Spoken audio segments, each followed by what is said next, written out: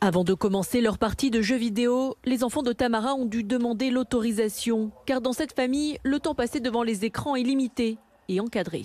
Tous les appareils des enfants sont systématiquement bloqués, sauf autorisation. Une restriction, car cette maman a bien conscience des dangers d'une surexposition. Aujourd'hui, on dénombre un chiffre incalculable d'enfants qui sont dyslexiques, dyspraxiques, dysorthographiques, qui ont des troubles de l'attention. Comme chaque année, l'Éducation nationale a publié le nombre d'enfants scolarisés souffrant de handicap et les chiffres sont alarmants.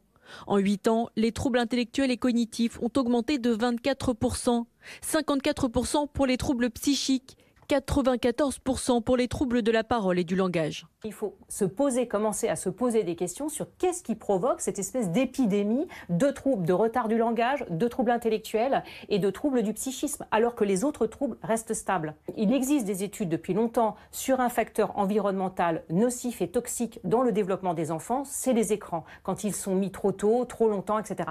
Et ces études existent, mais elles ne sont pas suffisamment diffusées. Avec d'autres professionnels de santé, Sabine Duflot demande aux responsables politiques de soutenir les équipes de recherche et d'élaborer une stratégie nationale de prévention.